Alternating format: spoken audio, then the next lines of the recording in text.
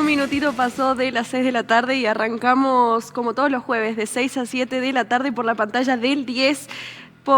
Esto es Voces Críticas TV. Bueno, hoy arrancamos con todo. Tenemos muchísima información por delante.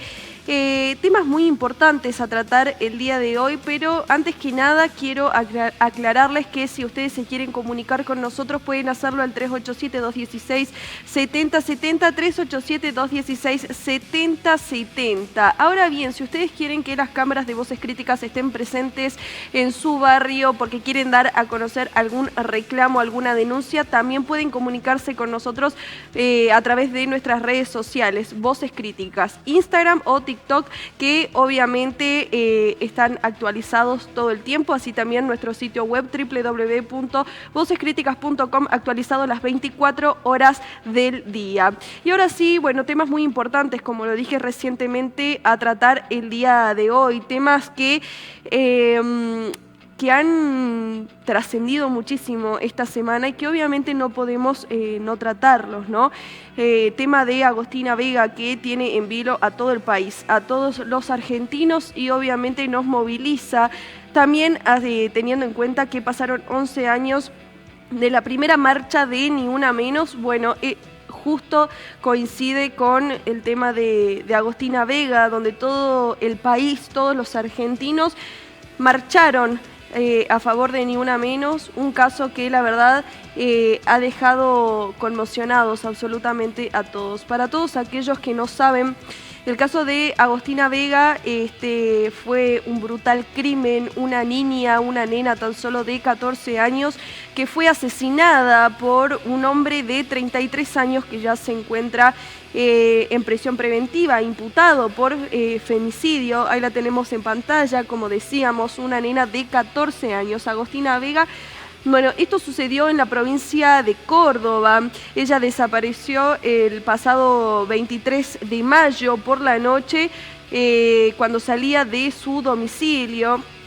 El 31 de mayo de este año, tras una semana de distintos rastrillajes, búsquedas, su cuerpo fue hallado sin vida. La encontraron totalmente descuartizada. Las noticias que se dieron a conocer hoy fueron las siguientes, ¿no?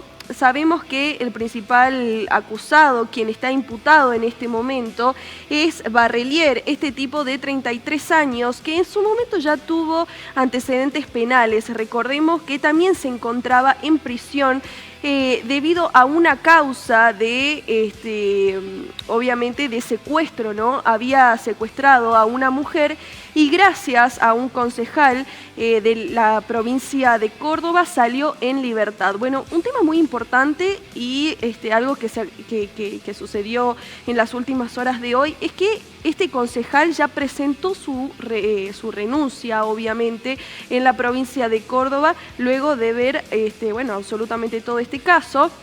Y otro tema importante es que hoy velaron y despidieron finalmente a Agostina Vega. Ahora bien, ¿no?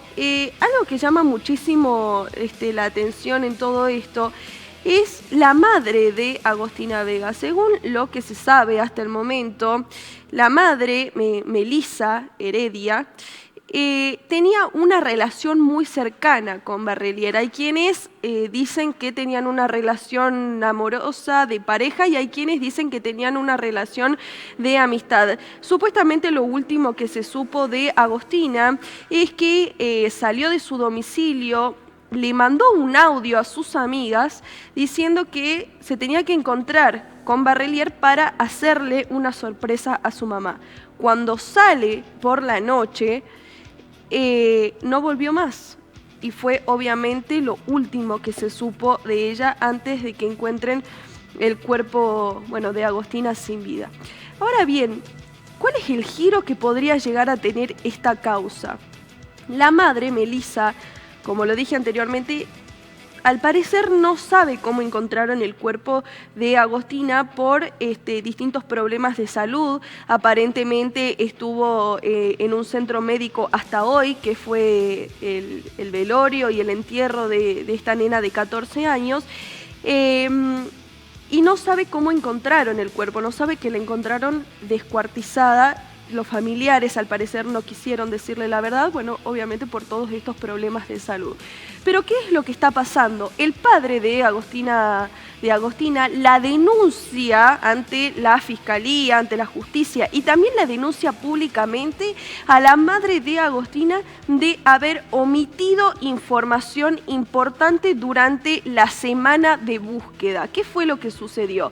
Obviamente, al parecer, se guardó información importante, no del hecho en sí, no del asesinato, del femicidio en sí, sino de lo anterior, ¿no? De que la habían secuestrado a Agostina y al parecer, después de que se despertó de la sedación, porque como lo aclaramos recientemente, tuvo un problema médico por esto que estuvo sucediendo, ella le advirtió a la Fiscalía que podría llegar a tratarse de un ajuste de cuentas y que ella le pidió al acusado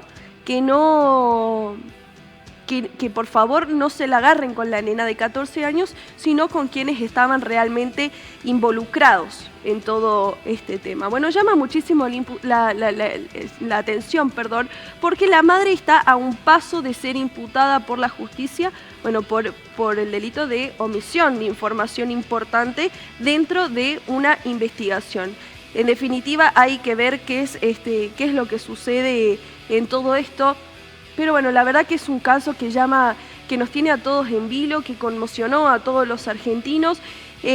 Vamos a ver si con la producción logramos tener una llamada telefónica. Ayer nos comunicamos con el abuelo de Agostina directamente desde Córdoba, donde bueno, nos decía que hoy velaban a esta nena de 14 años y que si es que podía llegar a desocuparse o podía llegar a estar mejor y recuperarse de todo esto, podíamos tener una llamada telefónica. Vamos a intentar que la producción se ponga en contacto con él para ver si podemos realmente hablar con él. Le damos la bienvenida. Trajimos a una de las integrantes del Observatorio de la Mujer aquí en la ciudad de Salta para hablar, ¿no?, de todo esto, de las denuncias constantes, cómo no hay que hacer la vista gorda cuando suceden este tipo de denuncias, qué es lo que cómo hay que operar rápidamente cuando suceden este tipo de cosas para poder, para que obviamente la policía pueda actuar rápido. Bueno, vamos a charlar con ella, le damos la bienvenida. Muchísimas gracias por tu presencia. Hola, buenas, gracias por la invitación. Bueno, la verdad que es un tema, como lo decía anteriormente, que tiene en vilo a todo el país, un tema que ha conmocionado a todos los argentinos. Una vez más, el país se levanta para marchar Ni Una Menos, a 11 años de la primera marcha. Es un tema que llama mucho la atención, cómo una nena de 14 años puede pasar por esto. ¿Cómo hay que actuar en este tipo de casos? Porque no es la primera vez, hay que recordar que otras 3 nenas murieron en la provincia de Buenos Aires hace poco tiempo. ¿Cómo se actúa en estos casos? Bueno, lo principal es que hay que actuar de forma más preventiva. Creo que estamos llegando tarde, estamos llegando ya cuando ella es engañada con esto de hacerle el regalo a la mamá, pero seguramente ella ya tenía un vínculo con esta persona, ya se estaba viendo, entonces hay que generar canales de comunicación con las y los adolescentes para poder detectar estas situaciones a tiempo. Sin ir más lejos, en Salta se desbarata una red de trata de adolescentes en una escuela. Más de 30 adolescentes que eran capturadas con un acuerdo con un remisero. Si bien no terminan muertas, es gravísimo, porque las llevaban para fines de explotación sexual. Y estas chicas se detecta en el marco de una escuela. Entonces tenemos herramientas, tenemos una ley en Salta, que es la 7.888, que habla de la detección y de la denuncia y de la obligación de denunciar de profesionales de salud y de educación. Son quienes tienen que estar alertas y tienen que tener las herramientas para poder detectar a tiempo este tipo de situaciones.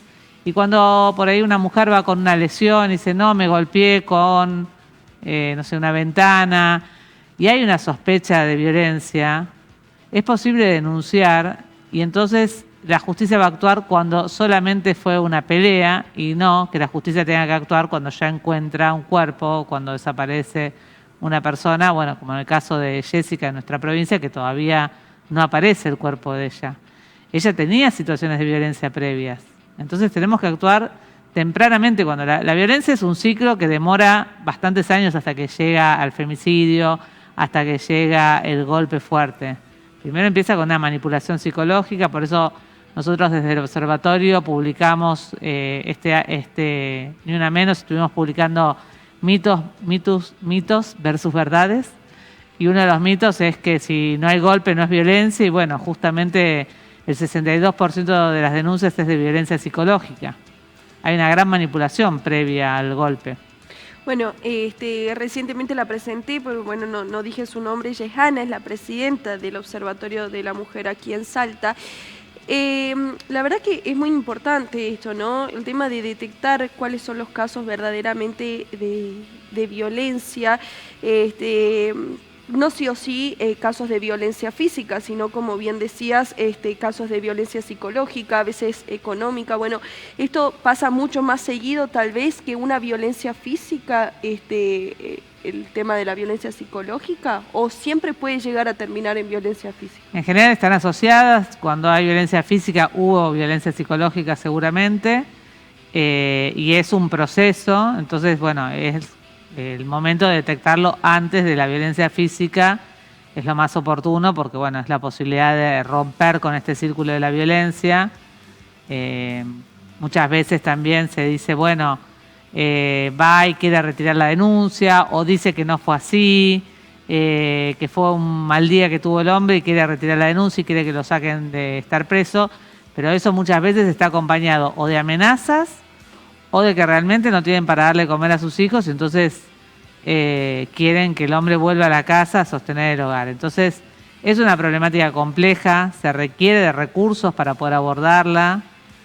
Por eso me parece que, si bien en el caso de Agostina hay muchísimas fallas de la justicia, desde el fiscal que habla de una forma totalmente desagradable y descarada, digamos, de cómo aborda a la prensa con este femicidio, que no lo nombra como femicidio, creo que además de la justicia hay que poner el foco en todo el acompañamiento que hace el Ejecutivo, desde cuando la justicia determina una consigna policial hasta el acompañamiento para poder salir de la situación de violencia. Hay que pensar en la problemática en su complejidad. Ahora bien, ¿no? Justo de este tema quería hablar, ¿no? También la presencia y el desempeño de la justicia en este tipo de casos, porque no puede ser que después de una semana recién se encuentre el cuerpo de la nena, como también la justicia permite que bajo fianza un tipo que tiene antecedentes penales como secuestro, que es algo gravísimo, quede en libertad. ¿Cómo la política también intercede en esto? Porque fue un concejal de la provincia de Córdoba quien intercede para que Barrelier salga en libertad. También es un círculo vicioso en donde también la justicia, la política están metidas de por medio, porque muchas veces en este tipo de casos quienes salen en libertad y quienes tienen antecedentes penales mágicamente también tienen contactos con la política o la justicia. Sí, la violencia de género y el machismo instalado en nuestra sociedad como cultura invade todos los ámbitos, la justicia, la salud, la educación. No hay ámbito que no esté exento de este machismo. Entonces ahí, digamos, cuando suceden estas situaciones es como que sale a la luz esa complicidad que hay entre ciertos políticos y ciertos funcionarios de la justicia, por un lado. Por otro, es una problemática relativamente nueva. Nosotros tenemos leyes de violencia que son del 2000, juzgados acá en Salta de defensorías que son del 2015. No es una problemática antigua, y la justicia está preparada para un tipo de delito, el delito penal, se investiga, se busca al culpable y se lo acusa. En el caso de la violencia de género tiene otra complejidad, que muchas veces la violencia penal puramente no anticipa, no comprende, que tiene que ver con el riesgo, poder medir el riesgo, porque no es decir, bueno, me paga la fianza, lo libero, ya está, porque hay un riesgo con esa persona. No es lo mismo robar un auto pago la fianza y sale. Bueno, tal vez robe otro auto, pero no va a cometer algo que nos cause un riesgo severo a la sociedad. Entonces esa medición del riesgo, eso es lo que nos lleva a la necesidad de tener juzgados especializados con perspectiva de género. Bueno, yo creo que nos falta mucho como sociedad todavía. Ahora bien, ¿no? También se dice mucho que a veces creo que esto tiene esta comunicación o bueno, obviamente este cambio de cultura y también bueno, este llamado a la sociedad. No solamente tiene que ser por parte de las mujeres, sino también de los hombres. Y ahora bien, ¿cómo los hombres pueden hacer para comunicar y también mostrarse en contra de estos actos, en contra de actos machistas, por ejemplo, o obviamente de homicidios, femicidios? ¿Cómo pueden comunicarlo también ellos? Creo que hasta el momento, bueno, de hecho estos días en las redes varios varones salieron a hablar. Pero hasta el momento todas las capacitaciones que hicimos, incluidas las del observatorio, eran convocatorias que eran, no sé, capacitaciones de género, perspectiva de género, y uno invitaba, ponía el flyer, el salón, y se llenaba de mujeres. No tuvimos nunca un auditorio lleno de varones. Entonces también hay que hacer como una autocrítica y decir, bueno, ¿cómo hacemos para convocar a esos varones? Porque si no nos terminamos hablando... Entre vos y yo nos damos la razón, las dos pensamos lo mismo. Empezar a convocar a los varones, a escucharlos, a que puedan expresar.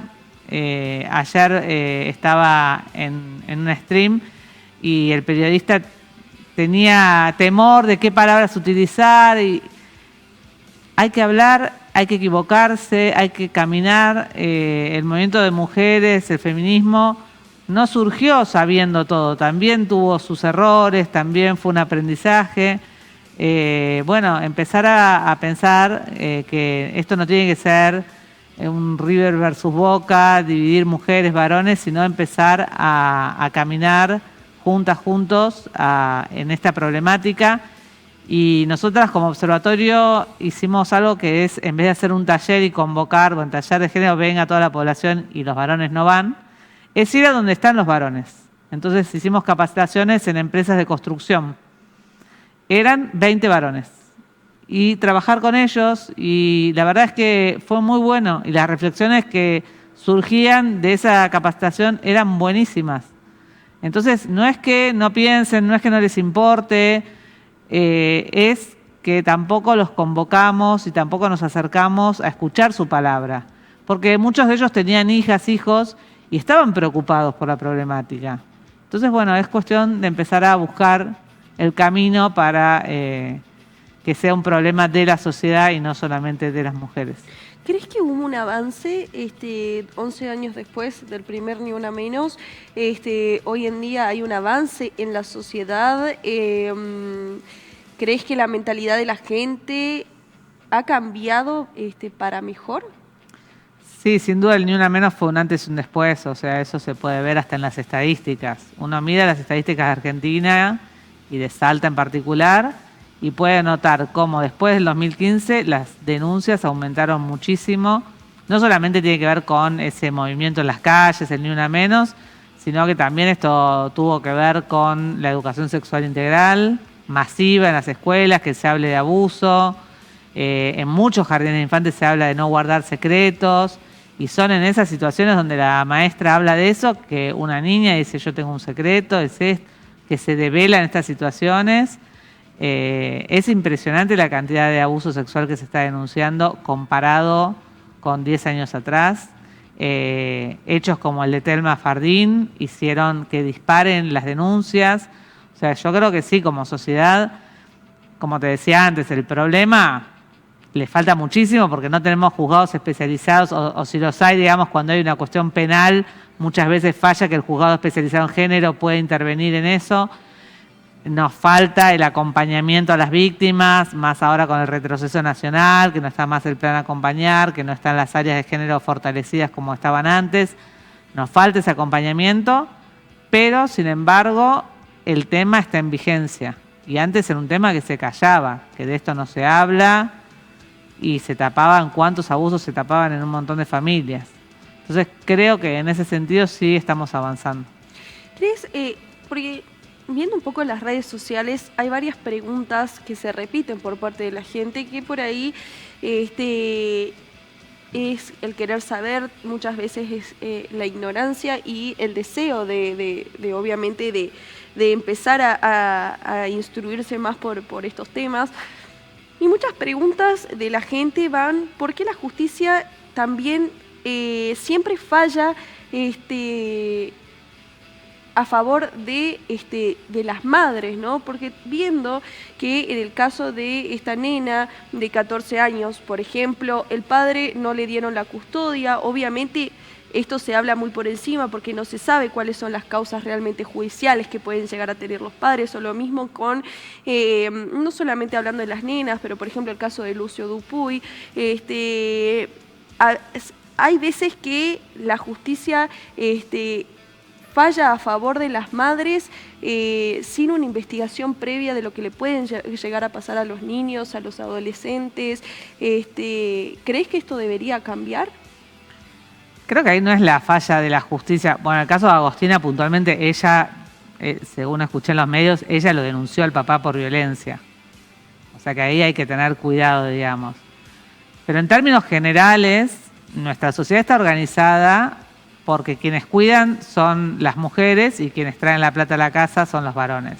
Si bien eso está cambiando, y hay muchísimas mujeres que salen a trabajar, todavía, si uno mira las estadísticas del INDEC, los varones son los que tienen más acceso al trabajo y las mujeres son las que realizan más tareas de cuidado. Aún así, aunque trabajen, vuelven a la casa y realizan los cuidados.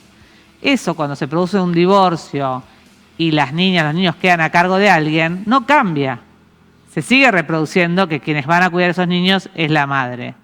Si nosotros tuviésemos, antes de que esa familia se separe, un padre que los lleva al médico, que les compra los regalitos de los cumpleaños, que todas las noches hace la cena, está ahí preparando, pensando en el supermercado que hay que comprar para hacer la cena, seguramente esos padres se separaran y las niñas y los niños estarían tiempo compartido con uno y con otro. El tema es que como vienen de un régimen que siempre están con la mamá, cuando se separan en general están con la madre. Después tenemos una gran cantidad de padres que no pasan la cuota alimentaria. Piensan que si ella formó una nueva pareja, ahora que el otro te dé el dinero, como si los hijos no fuesen de él.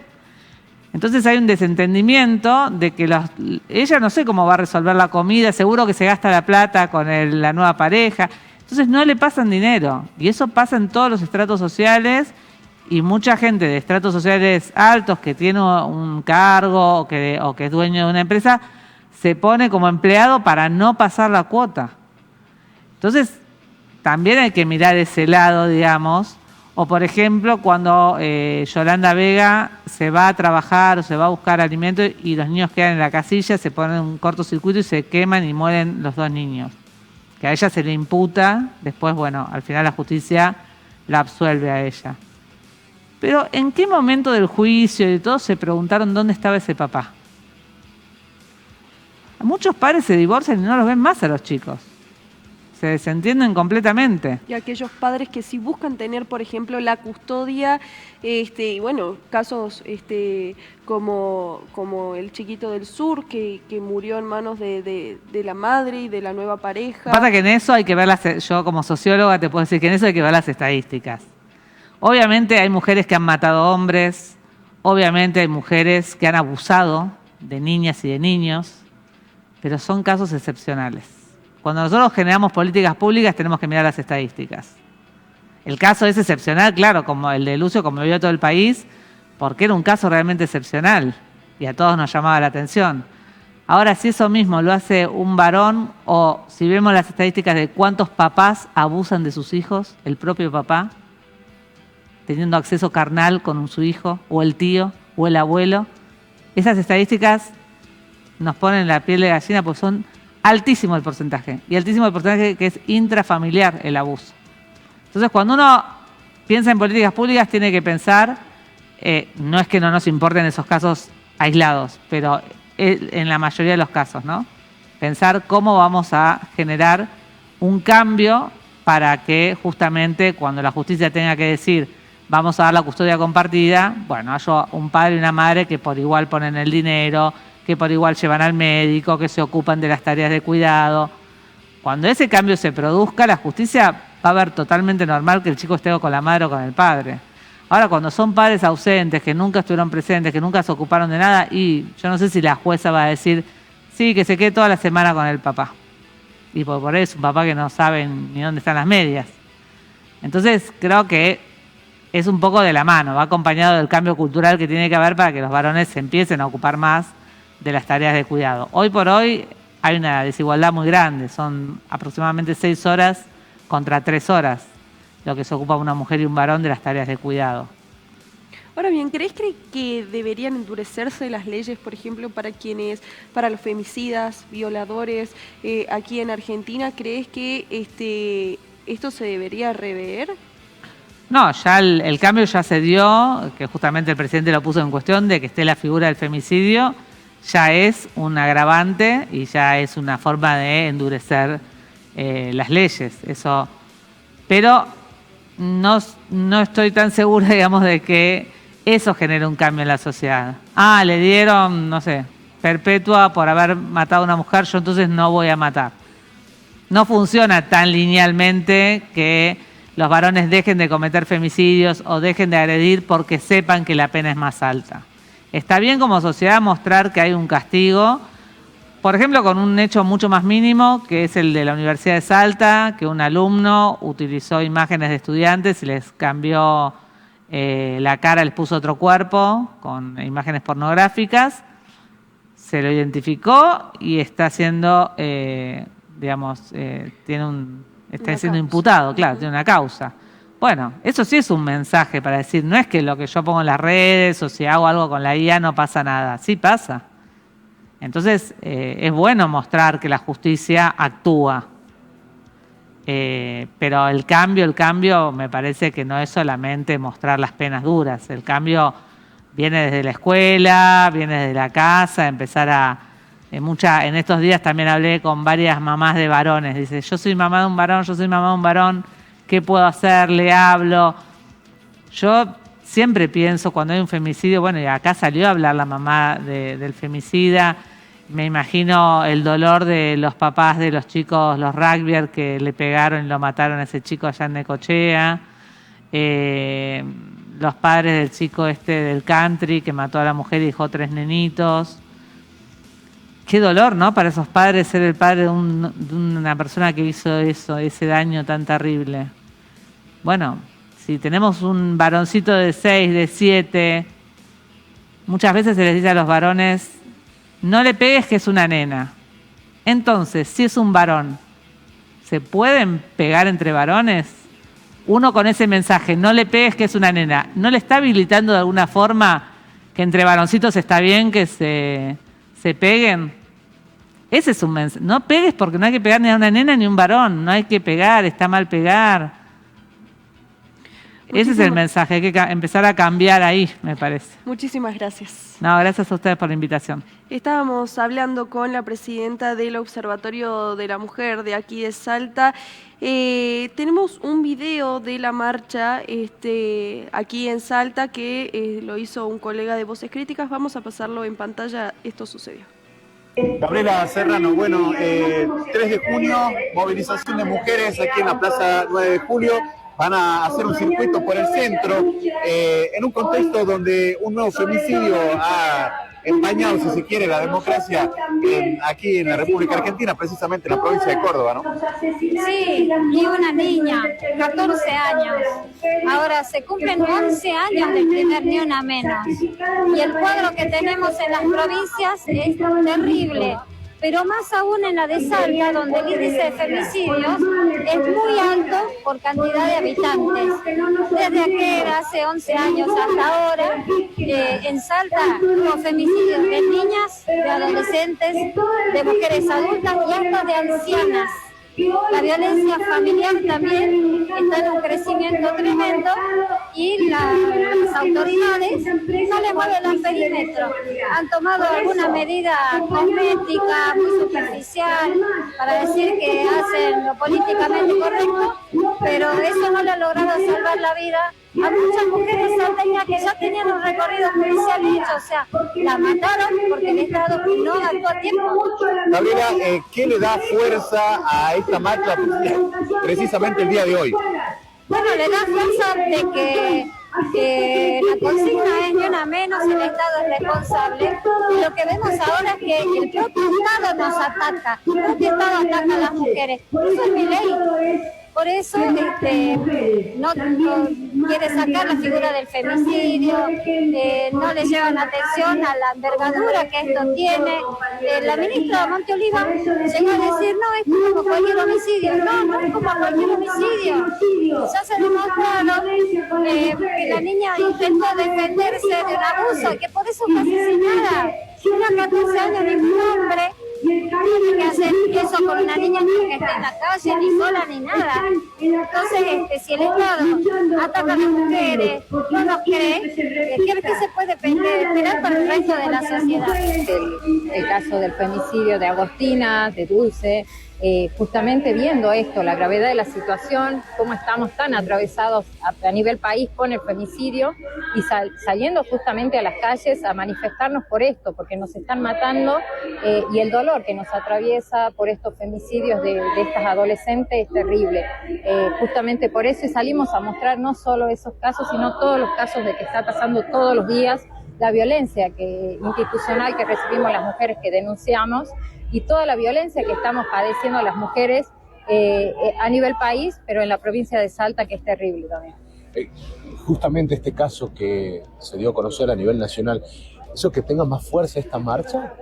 Yo creo que sí, hoy día la convocatoria fue desde otro lugar, desde otra sensibilización, porque creo que varios sectores se sumaron, porque sí, estamos muy atravesadas por este dolor, y eso hace también que la misma sociedad empiece a darse cuenta del que nos están matando, lo que nos está pasando y que la violencia nos atraviesa todo. Entonces es un llamado también a toda la sociedad. Ahora, como vemos, hay muchos hombres que se sumaron y eso es lo importante, esta unidad por la lucha, por los derechos, porque lo que estamos exigiendo, pidiendo, saliendo a las calles, porque nos están matando. Entonces no tiene que pasarle a un familiar, a alguien cercano para salir. Es el deber de toda la sociedad. Sé que no querés tocar tu tema personal, pero tenés un bozal legal. Así es, tengo un bozal legal. Yo hace 7 años que estoy judicializada, seguí un proceso legal y proceso judicial durísimo de revictimización por denunciar. Hoy no puedo hablar casi de mi causa, pero los medios fueron la herramienta para que yo siga viva. No tengo medidas de protección frente a mi agresor que lo dejaron libre después de una condena que se dio en el 2023. Exactamente, en el 2023 se dio una condena y bueno, hoy con todo lo que estamos viviendo, yo no soy ajena a esto porque justamente me atraviesa mi vida, 7 años judicializada, donde pensé que en un momento obtenía justicia, pero no, lamentablemente la justicia nos revictimiza, nos violenta y a veces termina siendo cómplice de abusadores violentos y femicidas, y el tráfico de influencias también, esta desigualdad estructural y esta estructura patriarcal que sigue sosteniendo la justicia de Salta. Justamente esta mañana estuvimos mostrando esto, porque no soy uno de los únicos, no es un único caso, no soy un caso aislado, esto sucede todos los días. Yo acompaño a otras mujeres, acompaño a otros familiares de las mujeres que murieron en femicidio, que las mataron en femicidio, y ver esto tan duro de que nos atraviesa todos los días, que es el femicidio, la violencia, es terrible, por eso es que esta mañana estuvimos en Ciudad Judicial, como lo repito, y ahora en las calles de Salta, y seguimos llamando a toda la sociedad que esto sea una lucha conjunta porque es de todos y de todas, la lucha por los derechos y sobre todo para erradicar la violencia de género, los femicidios. Estamos lejos, estamos de un Estado vaciado, un Estado ausente frente a tanta violencia, y justamente remarcábamos un gobierno nacional que propaga los discursos de odio, que niega la figura del femicidio, que sale a mostrarse. Vemos en el encabezamiento toda una cópula de hombres prácticamente hablando con la falta de sensibilidad frente a un femicidio de una casi niña, y ver esto tan grave que padecemos es para salir a las calles y salir con más fuerza a pelear y a salir a pedir los derechos que hemos conquistado en muchos años de lucha, pero que hoy se ven atacados por todos lados.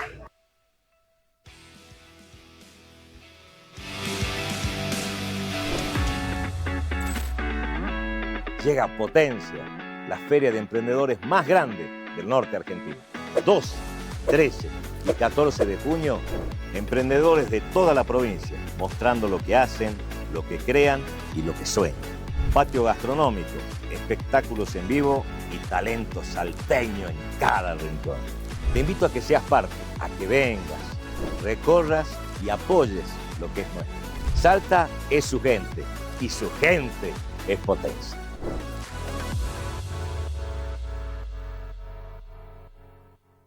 En Salta, la salud pública da un paso histórico hacia el futuro. Con Médico en tu Casa, llevamos la innovación del hospital digital directo a cada hogar. Nuestros agentes sanitarios, a través de dispositivos conectados al sistema de salud, cargan la información en tiempo real y detectan factores de riesgo al instante, sin esperas y sin traslados innecesarios. Porque en Salta, la tecnología tiene un solo objetivo: cuidar la vida de cada salteño. Hechos, no palabras. Gobierno de Salta. ¿Tu calefacción es segura? Con la llegada del frío aumentan los riesgos en el hogar. El monóxido de carbono es un gas que no se ve, no se siente ni tiene olor, pero puede ser mortal. Evitar accidentes es simple si seguís estas pautas. Mantené siempre una rendija de ventilación abierta en los ambientes. Controla que la llama de tus artefactos sea siempre de color azul. Si es amarilla o naranja, apágala de inmediato. No uses el horno para calefaccionar, no duermas con braseros encendidos. Presta atención a las prohibiciones. Si sentís mareos, dolor de cabeza o náuseas, abrí todo, salí al aire libre y busca atención médica urgente. La prevención salva vidas. Este invierno, cuidarnos es responsabilidad de todos. Somos el Consejo Deliberante y estamos en Avenida República del Líbano 990, al lado del Bañero Samena. Aquí encontrarás profesionales dispuestos a ayudarte de manera gratuita. Contamos con un centro de mediación, una oficina de asesoramiento de casos por violencia de género y o discriminación, y con un espacio informativo destinado a víctimas de siniestros viales. Además, te ayudamos a tramitar condonaciones de impuestos y tasas municipales. Acércate o contactanos por nuestros canales de comunicación. Consejo Deliberante de la Ciudad de Salta. Un consejo más cerca tuyo.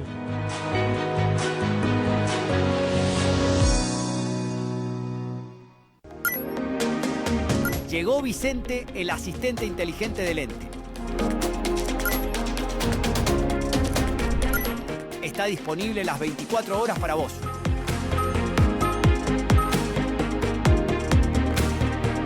Con él, tus gestiones de agua, luz y cloacas son más simples. Podés consultar el estado de tus trámites de DESA y Aguas del Norte en un único chat. Guardá su WhatsApp 3876-347400 y habla con Vicente cada vez que lo necesites. Ente, siempre presente.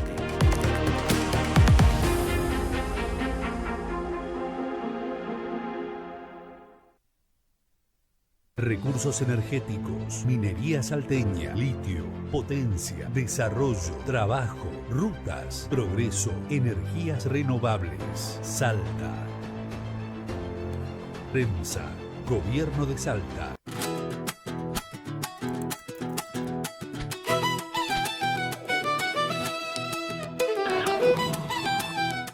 Hoy con inteligencia artificial se puede mostrar lo que sea. Nosotros elegimos mostrarte hechos. Hace 6 años asumimos el compromiso de estar siempre al lado tuyo, transformando nuestra provincia y mejorando la calidad de vida de cada habitante de esta hermosa tierra. Seguimos siendo un gobierno presente, donde siempre estuvieron y están primero los salteños. Hoy en Salta hay más obras que transforman, salud que llega a todos, educación con futuro y más oportunidades de trabajo, porque nuestro compromiso lo demostramos con hechos, no palabras.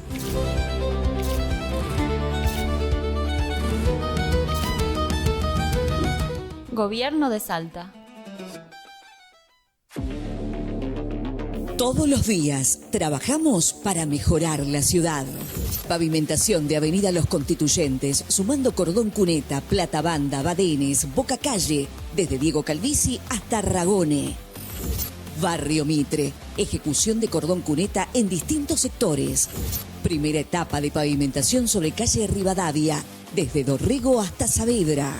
Obra clave, La colectora paralela a Ruta 50, con caminería de adoquines y parquización en Boulevard de Calle San Luis. La inversión se transforma en obras concretas. Municipalidad de Orán. Nuestra ciudad, nuestra responsabilidad.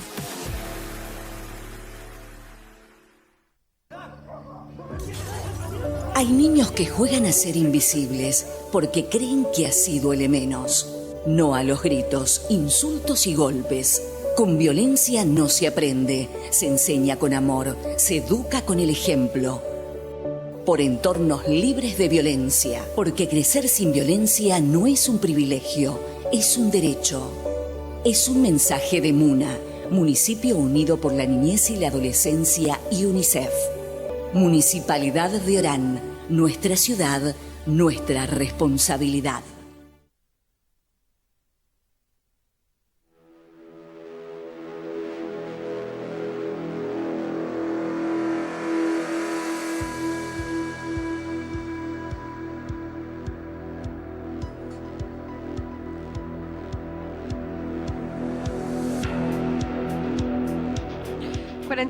Nos separan de las 6 de la tarde y otro tema muy importante, lamentablemente no pudimos tomar comunicación con el abuelo de Agostina, esperemos que sea para la semana próxima, bueno, debido obviamente a todo lo que sucedió el día de hoy, el velorio y el entierro, bueno, de esta nena de 14 años. Y la verdad que bueno, que le mandamos muchas fuerzas a la familia y que obviamente se haga justicia por este tema. Otro tema muy importante que no quería dejar de tratar antes de despedirnos es el tema de Saeta. Anoche se restituyó el servicio nocturno aquí en la ciudad de Salta. Esto obviamente había generado muchísima preocupación a todos los usuarios de Saeta, ya que el lunes, a partir del lunes, se había quedado totalmente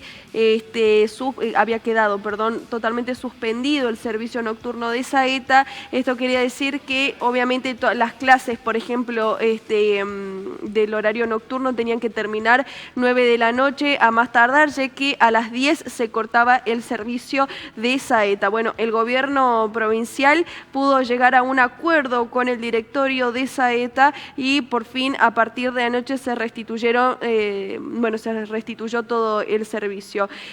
Vamos a tomar comunicación telefónica con Paula Benavides, la vocera del gobierno provincial, para que nos cuente cuáles fueron las medidas que tomó el gobierno, que llevaron a que Saeta termine tomando, obviamente, esta medida, valga la redundancia, y restituyeron el servicio. Le damos la bienvenida, muchas gracias por su contacto en vivo con Voces Críticas. ¿Qué tal? Muy buenas tardes, muchas gracias por la comunicación. Saludar a todos los que están viendo el programa. Bueno, ¿cuál fue la medida que tomó el gobierno provincial para que, el directorio de Saeta y para que la empresa pueda llegar a tomar la decisión de volver a restituir el servicio nocturno? A ver, importante y antes que nada ratificar lo que bien decías, es que esto preocupó a muchísimos salteños. Y no solo preocupó a muchísimos salteños, sino que al propio gobernador lo preocupó y lo ocupó. Por eso, de manera prácticamente inmediata, el gobierno hizo una intimación a las empresas que concesionan el servicio. Para entender qué fue lo que sucedió, tenemos que comprender cómo funciona Saeta. Saeta es una sociedad del Estado que administra el transporte público de pasajeros a través de un fideicomiso en el cual se concesionan distintos recorridos. Entonces, estas empresas decidieron de manera unilateral y arbitraria hacer una suspensión del servicio cuando contractualmente está establecido que no hay justificativo, incluso así sea económico, para suspender un servicio que es esencial.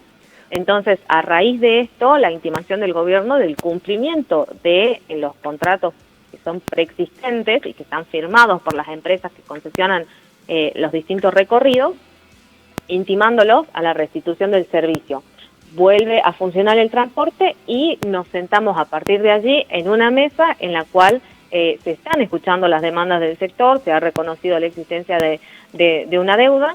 Hoy hablar de plazos y de montos y de cómo se termina resolviendo la cuestión, de mi parte sería imprudente, porque es algo que lo están resolviendo con los representantes de Saeta, con los representantes de las empresas y de los distintos ministerios, con lo cual, bueno, se ha destrabado el conflicto, pero siempre con la postura firme por parte del gobernador de la provincia de que afectar a los intereses de los salteños y las personas que se valen del transporte público ha sido una medida totalmente arbitraria y es algo que no se puede aceptar, ¿no? Ahora bien, ¿no? Obviamente toda esta medida también se ha tomado debido a la situación económica que está atravesando el país actualmente. ¿De cuánto es el monto, de cuánta plata hablamos mensualmente que le da provincia a Saeta para subsidiarlo, luego obviamente de la quita de subsidios por parte de Nación? La quita del subsidio nacional hoy representa entre 3.000 y 4.000 millones mensuales que no están viniendo al sistema público de transporte. Esto es una situación que se va agravando, por supuesto, con la inflación y algo que el gobernador de la provincia viene reclamando de manera permanente porque existe una ley nacional, es decir, que el Ejecutivo Nacional está incumpliendo una normativa que dispone que el 50% de lo que nosotros, todos los argentinos, pagamos de combustible, tiene que estar destinado a arreglar la ruta, subsidiar el transporte y a hacer vivienda. Bueno, hace 2 años y medio que está este gobierno que no se hacen viviendas, antes se hacían 5.000 viviendas al año, que hoy las está haciendo la provincia con fondos propios.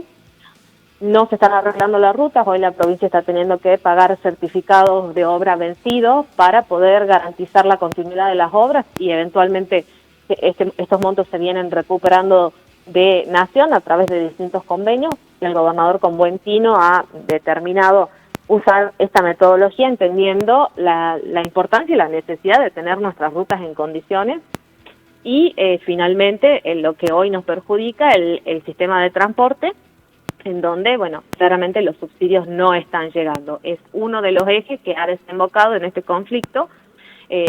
Hay otras cuestiones que también han causado un impacto, como ser las gratuidades heredadas de un gobierno anterior, que eran gratuidades desmedidas y que hoy también se están replanteando y se está analizando y se está trabajando para depurar a aquellas personas que tenían gratuidades y que no correspondían. Y otro de los ejes que influye es el aumento del combustible, que en este último tiempo ha sido de un 60%, y del cual se vale, por supuesto, que el transporte público para poder funcionar. Todas estas cuestiones influyen en la situación que hoy está atravesando el sistema de transporte público de pasajeros, ¿no? Ahora bien, ¿cómo es la relación y el desempeño de Claudio Mor dentro como presidente de Saeta? Básicamente, y hablando a lo criollo, la empresa Saeta, el directorio, busca la cabeza de Claudio Mor porque en reiteradas oportunidades sí, personas que toman en contacto personal con voces críticas, nos llegan quejas del desempeño del actual presidente de Saeta. ¿Cómo es realmente su labor? ¿Busca consenso? A ver, Claudio Mor, sí, efectivamente es el presidente de Saeta, quien hoy está a cargo de esta sociedad, que es la que administra todo el sistema de transporte y, como te decía, hace que al funcionamiento, por supuesto que siendo una sociedad está conformada por todo un directorio, donde también tienen poder de acción y decisión, y en definitiva, hacer una evaluación de su desempeño no es algo que me corresponda como vocera del gobierno de la provincia. Yo creo que eso es algo que en definitiva lo deben evaluar las autoridades, como ser el ministro de gobierno, que es quien tiene bajo su órbita la empresa Saeta, y en definitiva, por supuesto en última instancia, el jefe de gabinete y el gobernador, pero no es algo que yo pueda decir si el desempeño es bueno o el desempeño es malo, pero mi función es informar desde el gobierno de la provincia qué es lo que se viene haciendo, cuáles son las medidas que se han tomado, las determinaciones, pero no puedo dar apreciaciones personales porque me estaría saliendo de mis funciones, ¿no? Se lo ha visto al gobernador Gustavo Sáenz en Buenos Aires pidiendo recursos. ¿De qué se trata esto?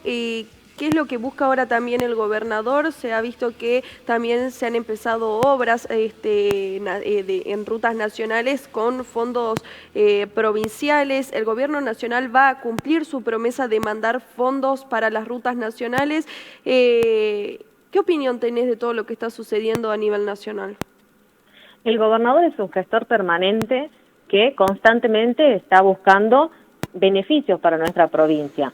Y sí, efectivamente, se ha llegado a un acuerdo en el cual, con la ruta puntualmente 934, conocida lamentablemente como la ruta de la muerte, va a continuar a raíz de que la provincia va a afrontar certificados de obra que han sido vencidos y que Nación no está pagando, y a posteriori vamos a recuperar estos fondos. Esto no es nuevo, ya venimos asistiendo a Nación, lo cual es histórico, que suceda así, porque normalmente es Nación quien asiste a las provincias, no las provincias a Nación.